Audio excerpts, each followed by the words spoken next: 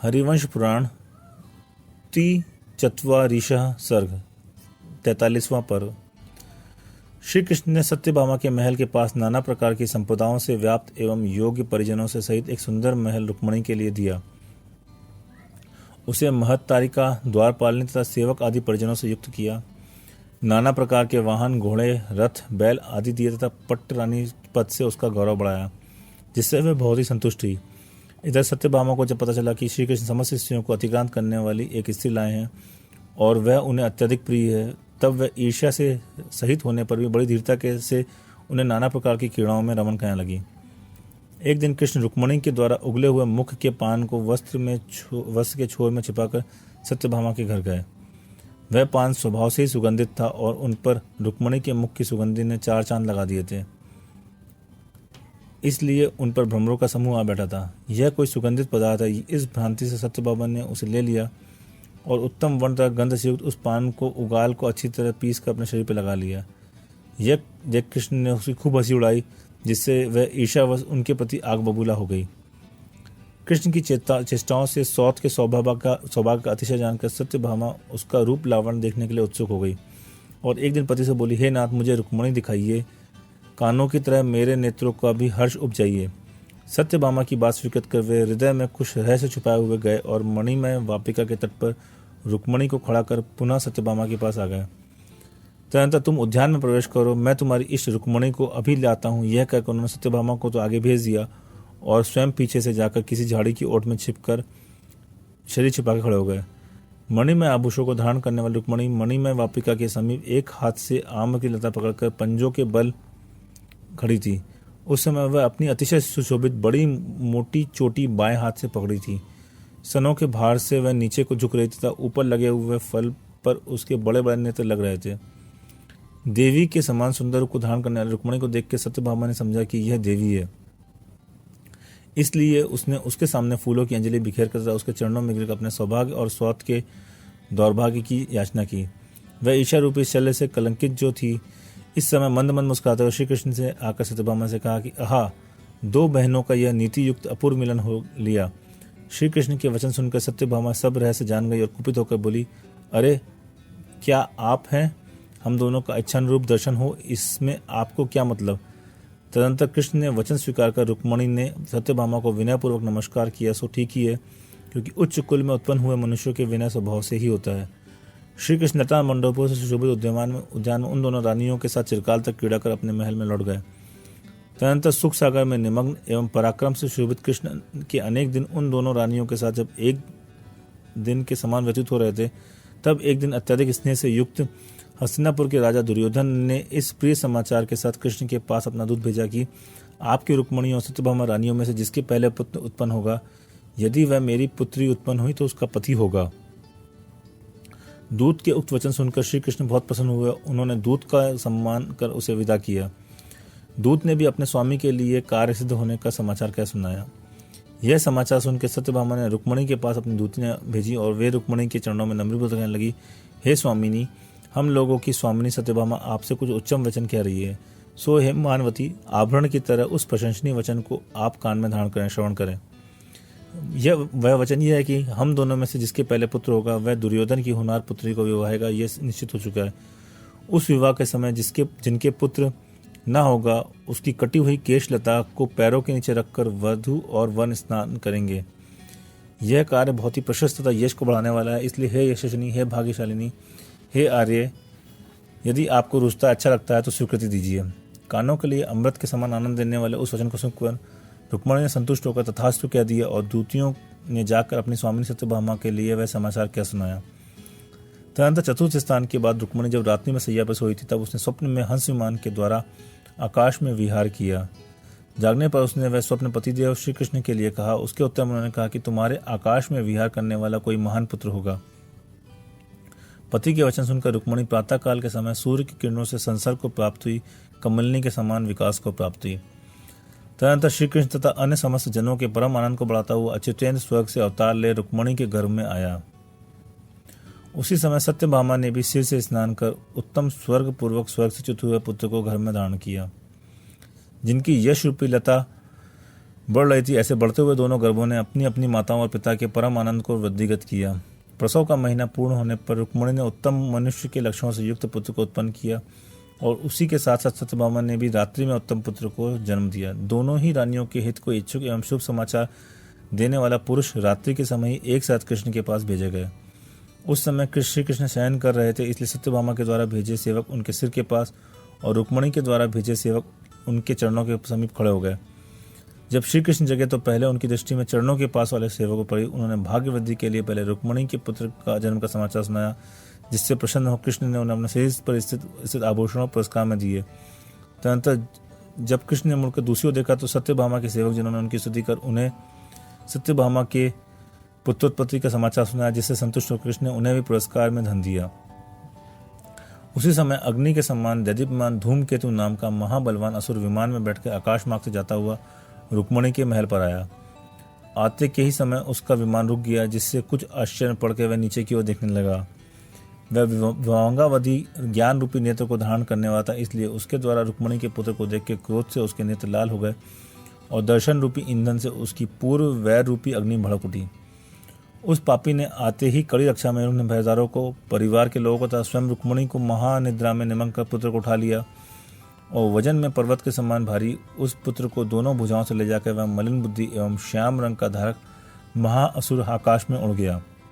आकाश में ले जाकर वह विचार करने लगा कि इस पूर्व भाव के बैरी को क्या मैं हाथों से मसल डालूं या नखों से चीर कर आकाश के पक्षियों के लिए इसकी बलि बिखेर दूं, अथवा मुझसे द्रोह करने वाले इस क्षुद्र शत्रु की नाकों के समूह से महाभयंकर एवं मगरों और ग्रहों के समूह से भरे हुए समुद्र में गिरा दूं, अथवा यह मांस का पिंड तो है ही, इसे मारने से क्या लाभ, यह रक्षकों से रहित ऐसा ही छोड़ दिया जाए तो अपने आप मर जाएगा।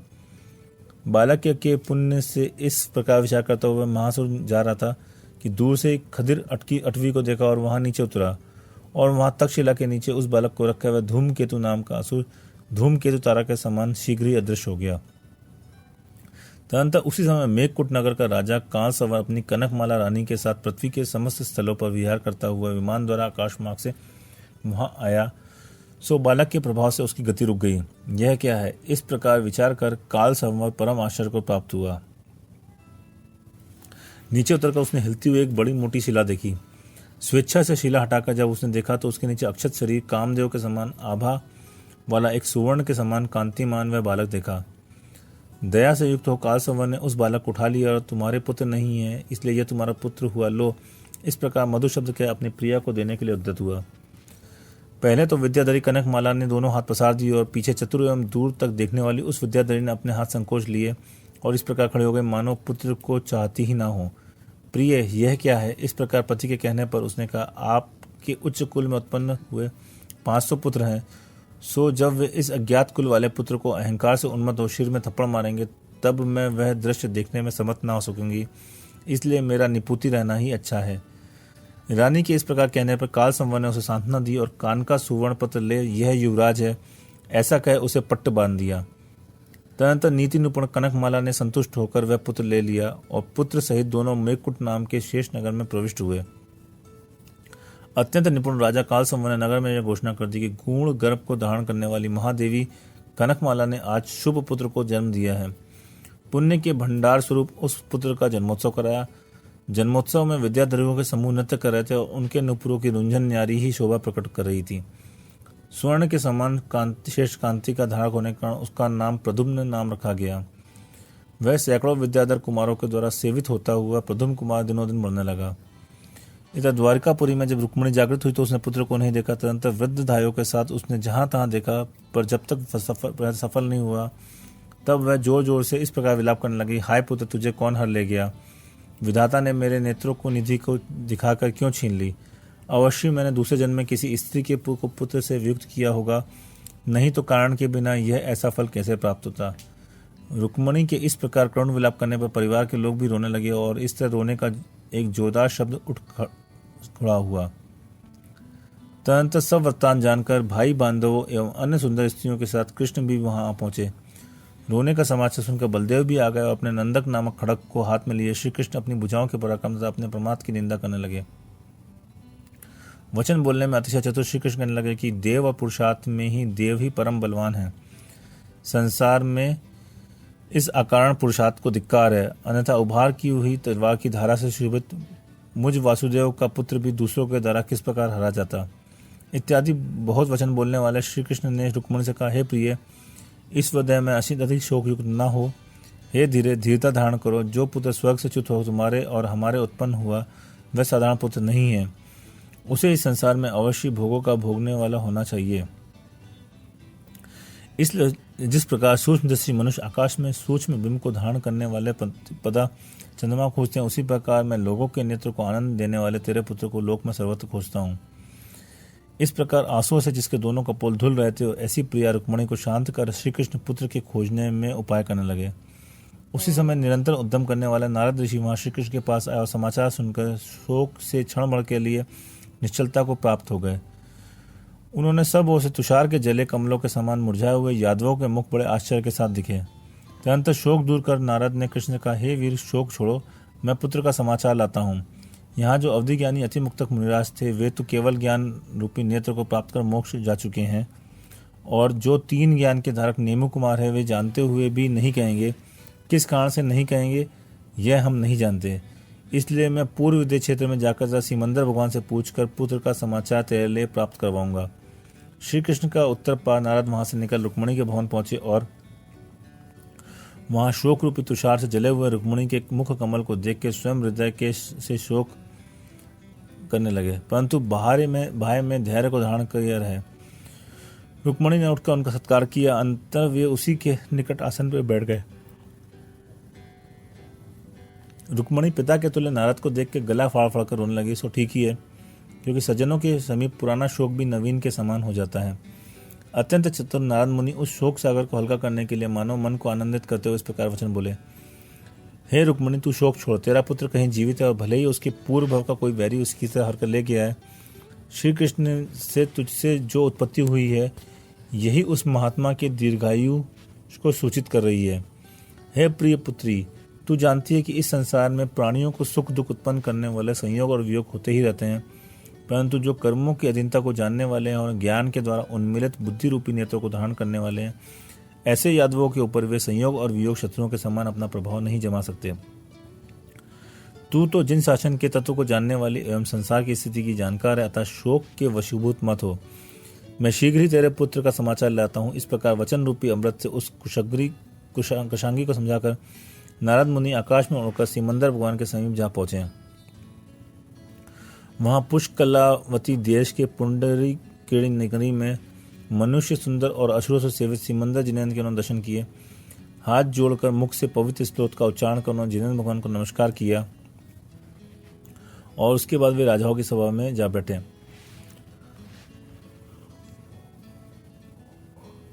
वहां उस समय 500 धनुष की ऊंचाई वाला पद्मरथ चक्रवर्ती बैठा था।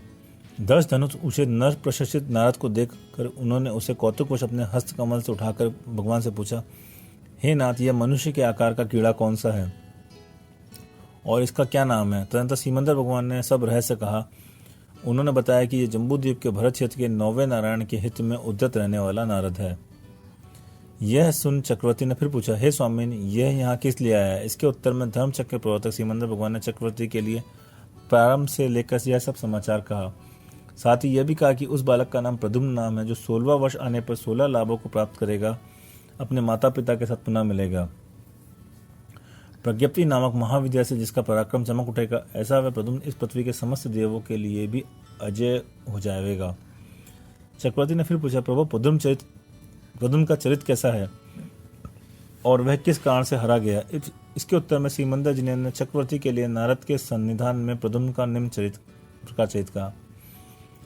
भरत क्षेत्र संबंधी मगध देश के शालिग्राम नामक गांव में सोमदेव नाम का एक ब्राह्मण रहता था। अग्नि की स्वाहा के समान उसकी अग्निला नाम की ब्राह्मणी थी, जो उसको बहुत ही सुख देने वाली थी। उस ब्राह्मणी से सोम शर्मा के अग्निभूति और वायुभूति नाम के 2 पुत्र हुए। ये दोनों ही पुत्र पृथ्वी पर वेद तथा वेदांत में अत्यंत निपुण हो गए। इन्होंने अपने प्रभाव से अन्य ब्राह्मणों की प्रभाव को आच्छादित कर दिया तथा शुक्र और बृहस्पति के समान दीप्यमान होने लगे थे।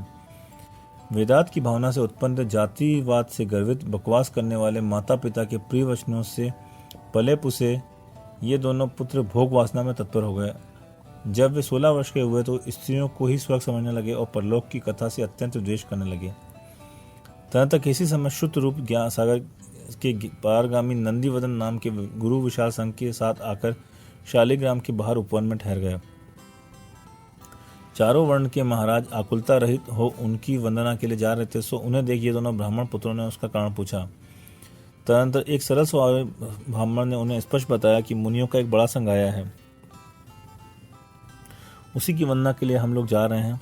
ब्राह्मण का उत्तर सुन दोनों पुत्र विचार करने लगे कि पृथ्वी तल पर हम दोनों से बढ़कर दूसरा वंदनीय है ही कौन, चलो हम भी उसका महात्मा देखें। इस प्रकार विचार का मान से भरे दोनों पुत्र उपवन की ओर चले। उस समय अवधि ज्ञान रूपी नेत्र के धारक साधु शिरोमणि नंदीवदन गुरु समुद्र के समान अपार जनसमूह के मध्य स्थित धर्म का उपदेश दे रहे थे। जब दोनों ब्राह्मण उनके पास पहुंचे तब भैंसाओं के समान इन दोनों से इस समय यहाँ समीचीन धर्म के श्रवण में बाधा न आवे, इस प्रकार श्रोताओं के हित चाहने वाले अवधि ज्ञानी सात्विक मुनि ने उन दोनों ब्राह्मणों को दूर से देख लिया। हे ब्राह्मणों, यहाँ आइए, इस तरह बुलाया और आकर वे उनके पास बैठ गए। तदंतर उन अहंकारी ब्राह्मणों को सात्विकी मुनि के सामने बैठा देख लोगों ने आकर उनके सामने की भूमि को उस प्रकार भर दिया जिस प्रकार की वर्षा ऋतु में महानद जल के प्रभाव से भर देता है।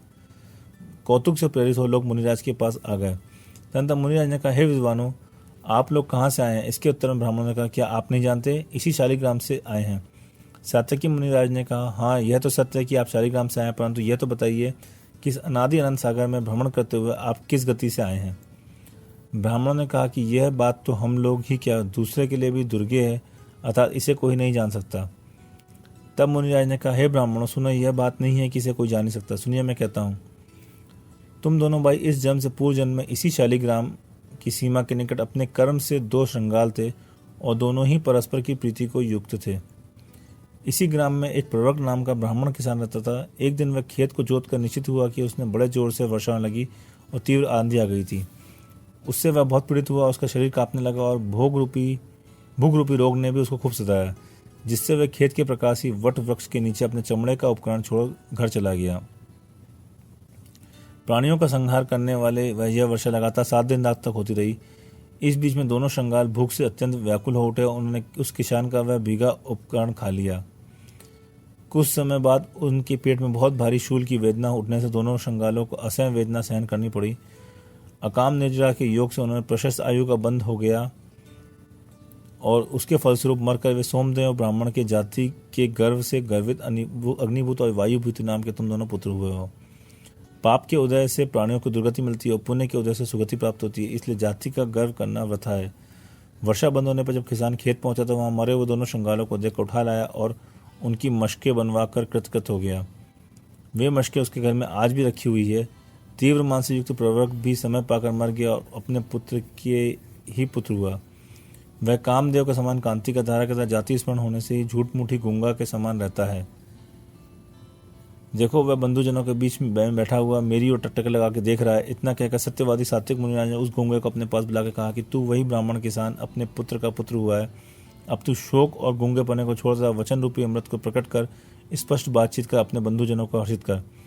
इन संसार में नट के समान स्वामी और सेवक, पिता और पुत्र, माता तथा स्त्री में विपरीतता देखी जाती है, अर्थात स्वामी सेवक हो जाता है, सेवक स्वामी हो जाता है, पिता पुत्र हो जाता है, पितृ पुत्र हो जाता है, माता स्त्री हो जाती है, स्त्री माता हो जाती है। यह संसार हेठ में लगी घटियों के जाल के समान जटिलता और कुटिल है। इसमें निरंतर भ्रमण करने वाले जंतु ऊंच नीच अवस्था को प्राप्त होते ही हैं। इसलिए हे पुत्र, संसार रूपी सागर को निसार एवं भयंकर जानकर दयामूलक व्रत का सारपूर्ण संग्रह कर। इस प्रकार मुनिराज ने जब उसके गूंगे पने का कारण प्रत्यक्ष दिखा दिया तब वह 3 प्रदक्षिणा देकर उनके चरणों में गिर पड़ा। उसके नेत्र आनंद के आंसुओं से व्याप्त हो गए। वह बड़े आश्चर्य के साथ खड़ा होकर हाथ जोड़ मस्तक से लगा गदगद वाणी से कहने लगा, भगवान, आप सर्वज्ञ के समान हैं, ईश्वर हैं। यहाँ बैठे ही 3 लोग संबंधी वस्तु के यथार्थ स्वरूप को स्पष्ट जानते हैं। हे नाथ, मेरा मन रूपी नेत्र अज्ञान रूपी पटल से मलिन हो रहा था, सो आज आपने उस ज्ञान रूपी अंजन से सफाई से खोल दिया है। महामोह रूपी अंधकार से व्याप्त इस अनादि संसार अटवी में भ्रमण करते हुए मुझे आपने सच्चा मार्ग दिखलाया। इसलिए हे मुनिराज, आप ही मेरे बंधु हैं। हे भगवान, आप प्रसन्न हुई और मुझे दैगंबरी दीक्षा दीजिए। इस प्रकार गुरु को प्रसन्न कर तथा उनके निकट आकर उस गूंगे ब्राह्मण ने सत्पुरुषों के लिए इष्ट दैगंबरी दीक्षा धारण कर ली। उस ब्राह्मण का पूर्वक चरित्र सुनकर देखकर कितने ही लोग मुनिपद को प्राप्त हो गए और कितने ही श्रावक अवस्था को प्राप्त हुए। अग्निभूति और वायुभूति अपने पूर्व भाव सुनकर बड़े लज्जित हुए। लोगों ने भी उन्हें बुरा कहा, इसलिए वे चुपचाप अपने घर चले गए। वहां माता पिता ने भी उनकी निंदा की। रात्रि के समय सात्विक मुनिराज कहीं एकांत में कायोत्सर्ग की मुद्रा में स्थित थे। सो उन्हें अग्निभूति और वायुभूति तलवार हाथ में लेकर मारना चाहते थे कि एक यक्ष ने उन्हें कील कर दिया, जिससे वे तलवार उभारे हुए जो के तो खड़े रह गए। प्रातःकाल होने पर लोगों ने मुनिराज के पास खड़े होकर उन दोनों को देखा। ये वही निंदित कार्य करने वाले पापी ब्राह्मण हैं। इस प्रकार कहकर उनकी निंदा करी। अग्निभूति और वायुभूति सोचने लगे, देखो मुनिराज का यह कितना भारी प्रभाव है, जिसके द्वारा अनायास ही कीले जाकर हम दोनों खंभों जैसी दशा को प्राप्त हुए हैं।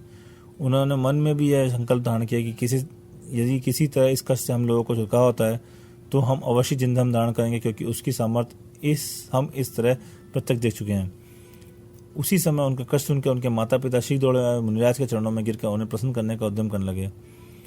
करुणा के धारक मुनिराज अपना योग समाप्त कर जब विराजमान हुए, तब उन्होंने इस सब क्षेत्रपाल के द्वारा किया हुआ जानकर विनयपूर्वक बैठे क्षेत्रपाल से कहा, यक्ष, यह इनका अनिति से उत्पन्न दोष क्षमा कर दिया जाए और कर्म से प्रेरित इन दोनों प्राणियों पर दया करो।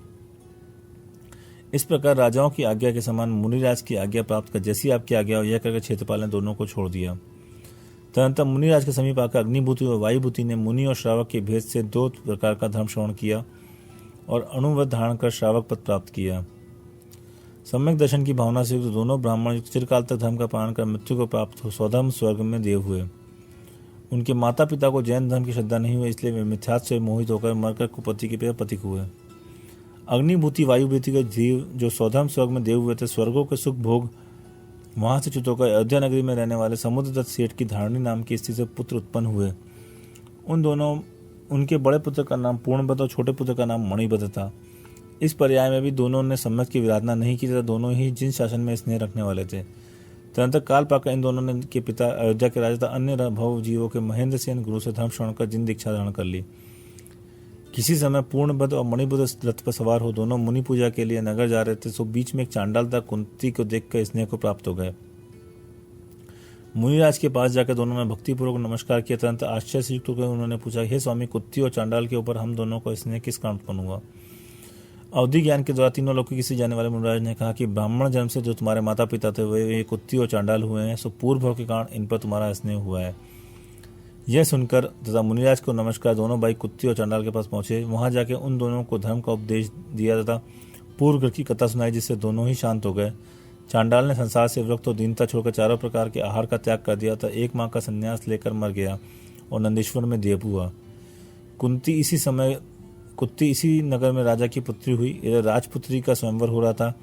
जिस समय वह स्वयंवर में से उसी समय पूर्वक नंदीश्वर देव ने आकर उसे संबोधा, जिससे संसार को असार सम्यक की भावना से युक्त उस नवयौवन युवती राजपुत्री ने एक सफेद साड़ी का परिग्रह रखकर आरिका की दीक्षा ली। पूर्णभद्र और मणिभद्र नामक दोनों भाई चिरकाल तक श्रावक के उत्तम एवं शेष व्रत का पालन कर अंत में संलेखना धारण कर स्वधर्म स्वर्ग में उत्तम देव हुए। तत्पश्चात स्वर्ग से च्युत होकर अयोध्या नगरी में राणा हेमवन की धरावती रानी में मधु और कैटब नामक पुत्र हुए। तदनंतर किसी दिन राजगद्दी का पर मधु का और युवराज पद पर कैटक का अभिषेक कर महानुभाव राजा हेमनाथ ने जिम जी की साधना करी। मधु और कैटक पृथ्वी तल पर अद्वितीय वीर हुए। दोनों सूर्य और चंद्रमा के समान अद्भुत तेज के धारक थे। तदनंतर जो क्षुद्र सामंतों के द्वारा वश में नहीं किया जा सकता, ऐसा अंधकार के समान भयंकर भीमक नाम का राजा पहाड़ी दुर्ग का आश्रय पा मधु और कैटक के विरुद्ध खड़ा हुआ। सो उसे वश करने के लिए दोनों भाई चले। चलते चलते वे वटपुर नगर में पहुंचे, जहां वीरसेन राजा रहता था। प्रसन्नता से रुक राजा वीरसेन ने सम्मुख आकर बड़े आदर से मधु की अगवानी की और स्वामी भक्ति से प्रेरण होकर अंतापुर के साथ उसका खूब सम्मान किया। राजा वीरसेन की रानी चंद्राभा नाम की स्थिति और जो चंद्रमा के समान सुंदर और मानवती थी। मधुर मधुर भाषण करने वाली उस चंद्राभा ने राजा मधु का मन हर लिया। जिस प्रकार अत्यंत कठोर चंद्रकांत मणि की शिला चंद्रमा को देखने से आदि भाव को प्राप्त हो जाती है, उसी प्रकार शास्त्रों के अभ्यास से अत्यंत कठोर होने पर भी मधु राजा की बुद्धि चंद्राभा को भावों को देखने से आदि भाव को प्राप्त हो गई। यह विचार करने लगा कि जो राज रूप और सौभाग्य से युक्त इस चंद्रमा से सहित है, उसे ही मैं सुख का कारण मानता हूँ और इससे सहित राज्य को विष के समान मानता हूँ। जिस प्रकार पूर्ण चंद्रमा का कलंक भी शोभित होता है, उसी प्रकार चंद्राभा के द्वारा अलंकित मुझ राजाधिराज का कलंक भी शोभा देगा। पर स्त्री के संपर्क में यद्यपि मेरा अपवाद होगा, मैं कलंकी कहलाऊंगा, तथापि चंद्रमा के कलंक के समान मेरा वह कलंक शोभा का ही कारण होगा। जिस प्रकार चंद्रमा के संग से विकसित कुमुदन की सुगंधि को कीचड़ का दुर्गंध नष्ट नहीं कर सकती, उसी प्रकार चंद्रमा के संग से प्रफुल्लित मेरी कीर्ति को अपवाद रूपी कीचड़ की दुर्गंध नष्ट नहीं कर सकेगी। राजा मधु यद्यपि बहुत बुद्धिमान अभिमानी था, तथापि उसने राग से अंधा होने के कारण उसमें उक्त विचार किया और चंद्रमा के हरण करने में अपना मन लगाया। उसके हरने का मन में पक्का निश्चय किया। तदनंतर उच्छल रंग राजा भीमक को वश कर कृतकृत होता हुआ राजा मधु अयोध्या नगरी में वापस आ गया। चूंकि चंद्राबा के द्वारा उसका मन हरा गया था, इसलिए उसने बड़े उत्साह से युक्त अपने समस्त सामंतों को अपनी अपनी स्त्रियों के साथ शीघ्र ही अपने नगर में बुलाया और यथायोग्य नाना प्रकार के वस्त्राभूषणों से सत्कार कर उन्हें अपने अपने घर विदा किया। स्वामी के द्वारा ये सत्कार प्राप्त सबके मुख प्रसन्नता से विकसित हो रहे थे। वटकपुर का राजा वीरसेन भी अपनी स्त्री चंद्राबा के साथ वहां आया था। सो राजा मधु ने उसका भारी सत्कार कर उसे यह करके अपने घर विदा कर दिया कि चंद्राबा के योग्य आभूषण अभी तैयार नहीं हो सके, इसलिए तैयार होने पर भेज देंगे। बोला बाला वीरसेन चला गया और चंद्राबा को रोककर राजा मधु ने अपनी स्त्री बना ली। महादेवी का पद देकर उसे चंद्राबा को समस्त स्त्रियों का प्रभुत्व प्रदान किया। इस प्रकार वह उसके साथ मनचाहे भोग भोगने लगा। इंद्र चंद्राबा का पहले का पति उसकी विरह रूपी अग्नि से प्रदीप्त और अत्यधिक उन्नतता को प्राप्त कर पृथ्वी पर बढ़ती व्याग्रता के साथ इधर उधर घूमने लगा। एक दिन वह चंद्राबा इस प्रकार आलाप की वर्ता से दुखी हुआ धूल दूषित होकर नगर गलियों में घूम रहा था कि महल पकड़ चंद्राबा ने उसे देख लिया। देखते ही उसके साथ जिसके हृदय में दया उमड़ी, उसने पास ही बैठे राजा मधु से कहा, यह नाथ देखो, यह मेरा पूर्व पति कैसा प्रलाप करता हुआ घूम रहा है। उसी अवसर पर कुछ क्रूर कर्मचारियों ने परस्त्री सेवन करने वाले किसी पुरुष को पकड़कर न्याय के व्यक्ति राजा मधु के लिए दिखाया कि कहा कि यह देव आप इसके लिए कौन सा दंड योग्य करेंगे। राजा मधु ने उत्तर दिया, यह अपराधी अत्यंत पापी है, इसलिए इसके हाथ पांव तथा सिर काटकर इसे भयंकर शारीरिक दंड दिया जाए। देवी चंद्राबा ने उसी समय कहा कि हे देव, यह अपराध आपने नहीं किया है, आपने भी तो परिस्थिति हरण का अपराध किया है। चंद्राबा के उक्त वचन सुनते ही राजा मधु तुषार से पीड़ित कमल के समान म्लान हो गए। उनके मुख की क्रांति नष्ट हो गई। यह विचार करने लगा कि मेरा हित चाहने वाली चंद्राबा ने यह सत्य ही कहा है। सचमुच ही परिस्थिति हरण दुर्गति के दुख का कारण है। पति को विरागी देख चंद्राबा ने भी व्यक्त होकर कहा कि हे प्रभु, इन पर स्त्री विषयक भोगों से क्या प्रयोजन है। हे नाथ, यह भोग यद्यपि वर्तमान में सुख पहुंचाने वाले हैं, तथापि परिपाप काल में किंपाक फल के समान दुखदायी हैं। सज्जन पुरुषों को वे ही भोग इष्ट होते हैं और निज और पर के संताप का कारण नहीं है। अन्य विषय रूप भोगों को संत पुरुष भोग नहीं मानते। चंद्राबा के द्वारा इस प्रकार समझाए जाने पर राजा मधु ने धीरे धीरे उसकी मोह रूपी मदिरा को सुदृढ़ मत को छोड़ दिया और बड़ी प्रसन्नता के साथ आदरपूर्वक उसने कहा कि ठीक है, हे साध्वी, तुमने बहुत अच्छी बात कही है। तत् में सत्पुरुषों को ऐसा काम नहीं करना उचित नहीं है जो परलोक तथा इस लोक में दूसरों को पीड़ा पहुंचाने वाला तथा पाप को बढ़ाने वाला हो। जब मेरे जैसा प्रबुद्ध व्यक्ति भी ऐसा लोक नित्य कार्य करता है, तब अविवेकी साधारण मनुष्य की तो बात ही क्या है।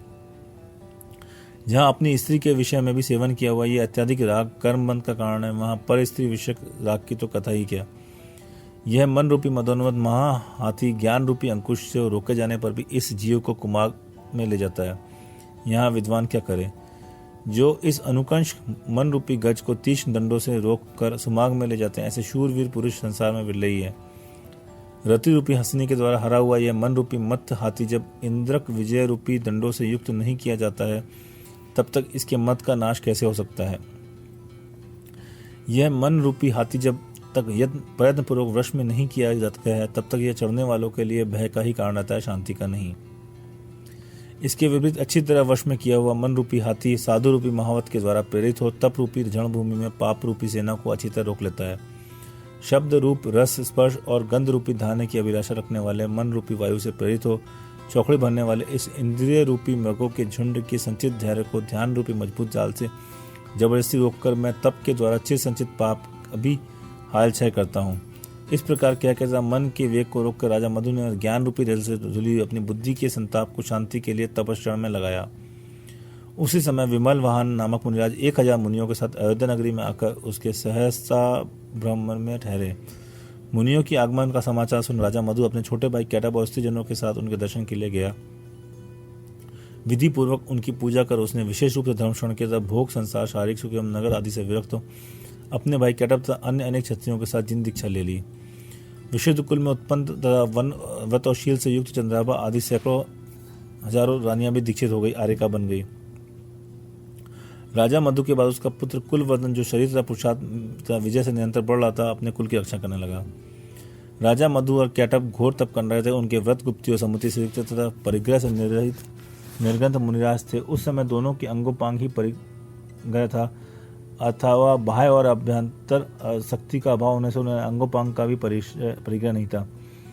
वे दोनों मुनि वेला तेला को आदि को लेकर 6 माह के उपवास करते थे और आगम के प्रतिपादित समस्त आचरणों से कर्मों की निर्जरा करते थे।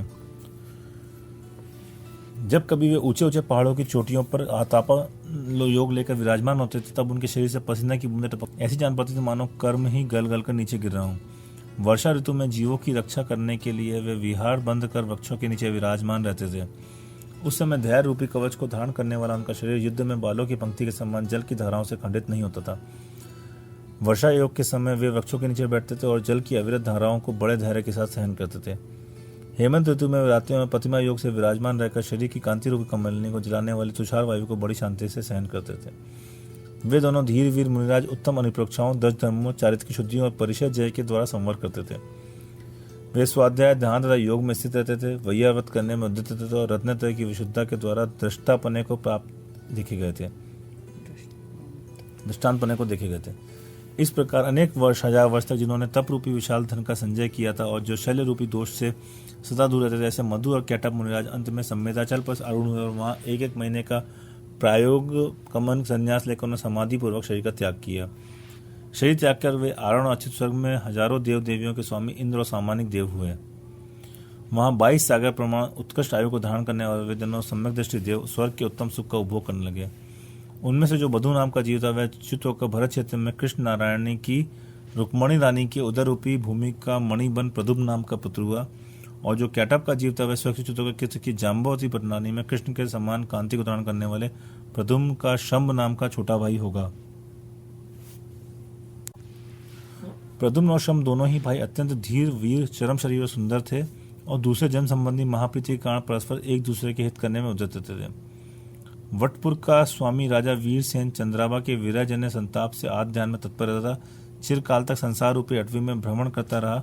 अंत में मनुष्य पर्याय को प्राप्त कर वह ज्ञानी तापस हुआ और आयु के अंत में मरकर धूमकेतु अग्नि के समान प्रचंड धूमकेतु नाम का देव हुआ। जो ही उसे पूर्व जन्म संबंधी वैर का स्मरण आया तो ही उसने बालक प्रदुम्न को माता से वियुक्त कर दिया। स्वाचार्य कहते हैं कि पाप को बढ़ाने वाले इस वैर भाव को धिक्कार है। अपने पूर्व संचित पुण्य ने प्रदुम्न की मृत्यु से रक्षा की, सो ठीक ही, क्योंकि अपाय से रक्षा करने में पुण्य की ही सामर्थ्य कारण है। इस प्रकार उस समय सिमंदर जिनेंद्र के द्वारा प्रतिपादित प्रदुम्न चरण का श्रवण कर चक्रवर्ती राजा पद्मरथ ने बड़ी प्रसन्नता के साथ जिनेंद्र भगवान को प्रणाम किया। इधर आनंद के वशीभूत हुई नारायण सिंह जिनेंद्र को नमस्कार कर आकाश मार्ग में जा उड़े और मेघकूट नामक पर्वत पर आ पहुंचे। वहां पुत्र लाभ के उत्सव से नारद ने काल संवर राजा का अभिनंदन किया। तब पुत्रवती कनकमाला नाम की देवी की स्तुति की। सैकड़ों कुमार जिसकी सेवा करते ऐसे रुक्मणी पुत्र को देख के नारद को बड़ी प्रसन्नता और वे प्रसन्नता के वेग से मन में छिपाए हुए परम रोमांच को प्राप्त हुए। काल संवर आदि ने नमस्कार कर नारद का सम्मान किया। तदंतर आशीर्वाद देके वे बहुत ही शीघ्र आकाश में उड़कर द्वारिका पहुंचे। वहां का जिस प्रकार देखा और शीघ्र प्रकाश सुना वह सब प्रकट कर नारद ने प्रद्युम्न की कथा कर यादवों के लिए हर्ष प्रदान किया। तदंतर जिनका मुख कमल खिला था ऐसे नारद ने रुक्मणी रानी को देखकर उसे सिमंदर जिनेंद्र देव के द्वारा कहा यह समाचार सुनाया। अंत में उन्होंने कहा कि हे रुक्मणी, मैंने विद्याधरों के राजा काल संवर के घर क्रीड़ा करता हुआ तुम्हारा पुत्र देखा है।